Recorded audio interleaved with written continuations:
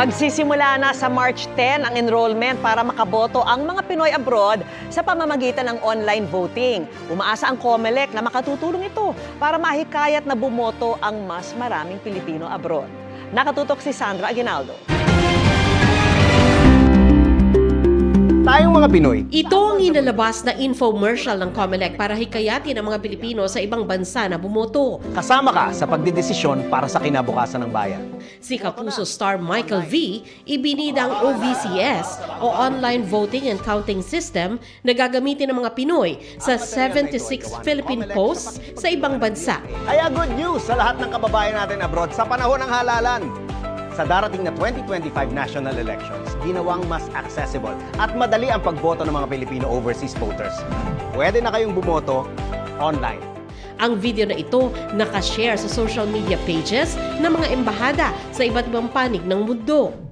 Pero sabi ng COMELEC, sa tinatayang 10.7 million na Pilipino na nagtatrabaho at nakatira sa ibang bansa, mahigit 1.2 million lang ang registered voter. Umaasa ang COMELEC na sa online voting mahihikayat ang mga Pinoy abroad na bumoto. Kailangan lang mag-enroll sila online at magpresenta ng ID simula March 10. Nababahala naman ang isang samahan ng mga seaman na baka marami sa kanila ang hindi makaboto. Bagay na ipinarating nila mismo kay COMELEC Chairman George Erwin Garcia. Sa datos ng COMELEC, mahigit 12,000 na seafarer ang registered voters. The seafarer will only have 5 hours. Surely, there is no voting center in the port. So there should be voting center in all the major ports or to extend the re-registration for the online voting. Sagot ng COMELEC, simple lang ang proseso ng pag-enroll online para makaboto gamit ang gadget. Mas mahaba rin daw ang panahon ng pagboto ng mga nasa abroad mula April 13 hanggang May 12. Naiintindihan po natin nagtatrabaho kasi mga kababayan natin.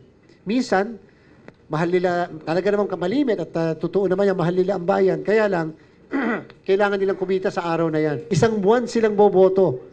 Wala po sanang dahilan kung bakit hindi makakaboto. Sa isang resolusyon ng COMELEC, inilabas na ang dominant majority party ay ang Lakas CMD at ang dominant minority party ay ang Nationalista Party. Inaabangan ng mga partido ang anunsyong ito dahil ang dominant majority at minority party ang makakakuha ng sariling kopya ng election returns o ERs at certificates of canvass. Magkakaroon din sila ng sariling server kung saan mamamonitor nila ang resulta ng halalan.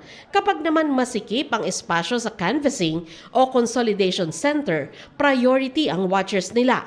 May kriteria na sinusunod ng COMELEC sa pagtukoy ng mga partidong ito gaya ng bilang ng miyembro na kasalukuyang nakaupo at dami ng opisyal na kandidato sa darating na eleksyon. Inilabas din ng COMELEC ang major national parties na nabigyan ng accreditation. Mabibigyan din sila ng kopya ng ERs at certificates of canvass. Para sa GMA Integrated News, Sandra Aguinaldo, Nakatutok, 24 Oras.